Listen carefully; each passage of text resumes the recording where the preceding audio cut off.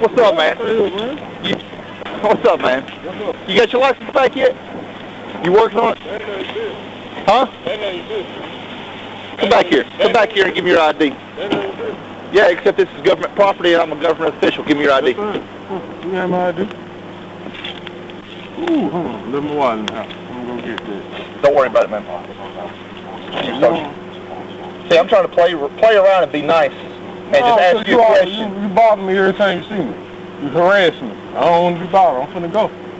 Except I'm that leaving. you're not I'm a grown man. I'm 27 years old. Put your hands on the car. Put your hands on the car. Put your hands on the car. What you bothering me for? Put your hands on the car.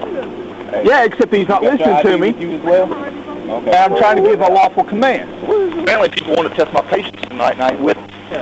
I was just messing with him because I used to pull him over all the time out here, and he never had that license, right? And I used to, I just kick him to the car. I was trying to mess with him. I was like, man, you got your license. I ain't none of your business.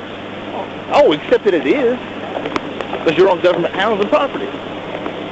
You want to get stupid? I get a lot of stuff that's stupid. Why they gotta abuse us like this down here, man? Why they gotta treat us like this? Treat me like an animal, bro. Disorderly conduct. I was acting disorderly. I spoke up for myself. This ain't right, man. Man, why you taking me to jail, man? Why, man? I ain't did nothing to nobody, man. I just wanted to be left alone, man. I had a hard day, got a baby on the way. You don't know what I've been going through. Then why you gonna make it harder on yourself? Cause you did, man. You was acting smart. You always mess with me, bro. Last time you said something to me in the store. You don't know what I be going through, and then you call me out like that. You already knew me. Why you asked for my ID like that? You know me, so why bother me, man? I work, I don't do nothing. I don't sell drugs, I don't do none of that. You should be out here getting the people that's doing stuff. Me, I'm one of the few that don't. So you finna take me to jail, man? Sorry, I'm 425 woman. It's a disorderly conduct, man. You'll be out in 2 hours. Man, please don't, please. I can't afford to have that on my record, man. Please, it's so hard for me. Man, it's so hard for me to get a job as it is now. Man, I go through so much getting a job as it is now. Please, I can't have that on my record, man. Please. I'm not gonna argue with you. I'm not arguing. Everybody saw it, man. I wasn't being disorderly. How am I gonna be disorderly and there's like 8 police out there? Disorderly until I brought you over onto the car and you started yelling. I can't talk. You think about that. You think about you was coming out your house. You ain't got nothing to do with nothing, and somebody telling you what to do. You a grown man. And they bothering you. Basically, you know you bothering me, man. You know it. You sweat. You got your license yet with a smile on the face? You ain't have to do all that. Is that a part of your job to ask me, identify me like that? It's wrong. It's wrong that you abuse your power, sir. Yeah, I'm gonna go to jail, but God gonna get me out. He gonna take care of me. But what you do in the dark gonna come to light. And you know you been bothering me. You know you was abusing your power. You had no business asking me about my license. Why make it worse on each other? Why not love one another, embrace one another, treat each other right, treat each other fairly? Why are we going through this down here? Why people treat people wrong? Cause I'm black? I don't understand, man. Is it cause I'm black? Cause you hate me? Woo. Hey, I'm gonna pray for you, brother. I am, cause you going through some things you don't even realize. You got some hate in your heart, some negativity. You know what? This might, hey, God orchestrated this right now. Me and you sitting in this car talking. God planned this out. Hey, I'm gonna be on your mind forever, man.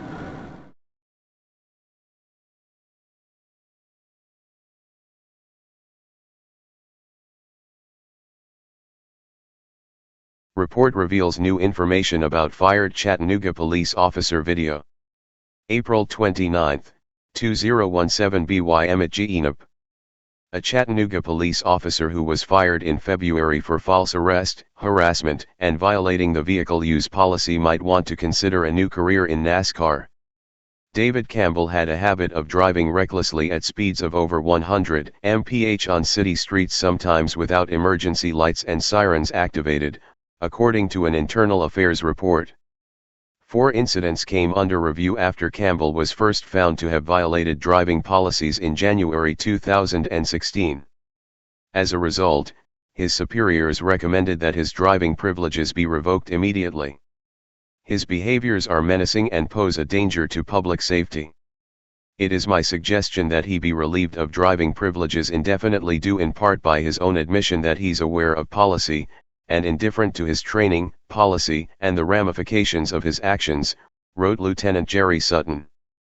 The first incident occurred on February 18, 2016, shortly after 11 p.m. when an officer requested backup at Hickson Pike and Highway 153. Campbell was not dispatched to the call, but chose to respond anyway from where he was on the 200 block of Broad Street.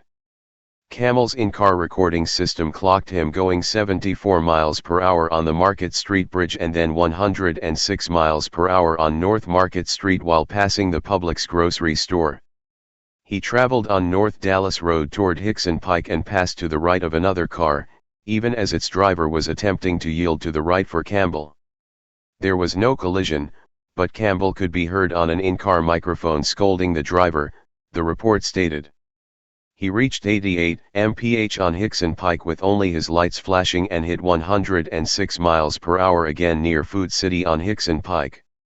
When asked why he chose to drive so fast just 21 days after a previous disciplinary hearing, Campbell said it hadn't been that long and old habits were hard to break, according to the report. The second incident on July 13, 2016, was again on Hickson Pike, this time on the 2600 block near the River Hills Manor Apartments. Campbell was recorded going 99 miles per hour without active emergency lights or sirens in response to a call about a suspicious person or vehicle that another officer had been dispatched to. The day after that incident, he was recorded going 87 mph on Lupton Drive with only his lights and passing a car in a curve over a double yellow line. He then ran a stop sign at 40 mph onto Newberry Street in Red Bank. He sped south on Dayton Boulevard and went between 110 and 115 miles per hour for several blocks. Finally he turned onto Signal Mountain Road, passed a marked Chattanooga police car and arrived at the scene of a crash where two other police cars were already present. Again, he had not been dispatched to the scene, but explained that out-of-jurisdiction cars were working a wreck on Signal Mountain Road so he needed to get there quickly. When asked about passing cars and his speed, he said he only passed one, and the roads were empty and it seemed safe to do so. On August 5, 2016, he was recorded going 104 mph on Hickson Pike over Highway 153 before accelerating to 114 miles per hour past the Steak and Shake and 105 miles per hour farther on. He was responding to a fight near Big Ridge Road and two officers were already present. 2 hours later, he drove 112 miles per hour to 120 mph on Lupton Drive because he saw deputies with the Hamilton County Sheriff's Office responding to a call in Red Bank and chose to go with them. I believe the basis of FTO Campbell's driving habits are founded in the urge to help his fellow officers and to keep them safe, but it is not remotely balanced with his obligation to do so with due regard to the lives of our community members, much less his own, wrote Lieutenant C.W. Joel, commander of the precinct known as Adams Sector North. When police officers speed, the consequences can be deadly. In June 2009, a Milford, Conn, police cruiser going 94 miles per hour in a 40 miles per hour zone rammed into a car killing the two teens inside. Evidence suggests the problem is prevalent nationwide. 3 years after the crash in Milford, a 3-month Sun Sentinel investigation found almost 800 cops from a dozen agencies in and around Miami drove 90 to 130 miles per hour on Florida highways. Many weren't on duty and were instead commuting to and from work in their patrol cars. After the investigation was published, 44 Miami-Dade police detectives were required to undergo counseling acknowledging the violations, and many had to take an 8-hour driving safety course. Given the opportunity to explain his own driving record, Campbell said he did not feel he needed more training and he hadn't forgotten the department's guidelines on vehicle use.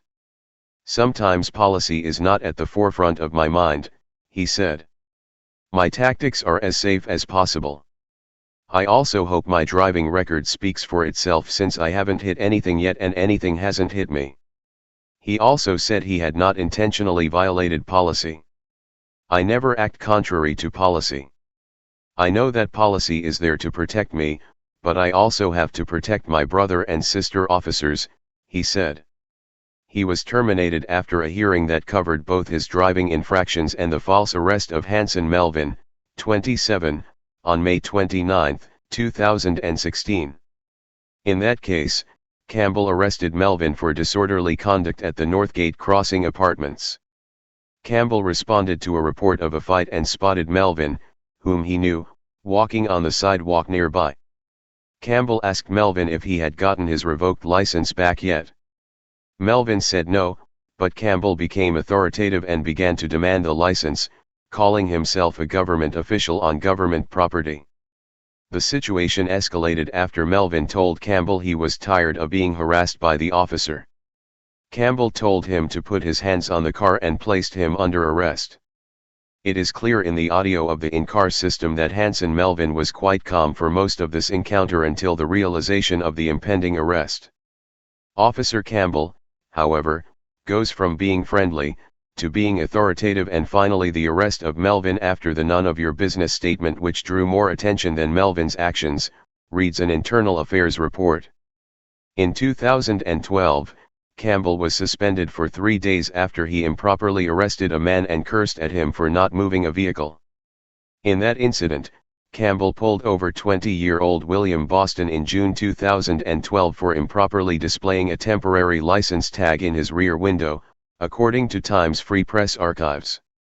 Campbell became impatient at the end of the traffic stop while waiting for Boston to move his car, and a video of the incident showed Campbell charging up to him, demanding that he leave.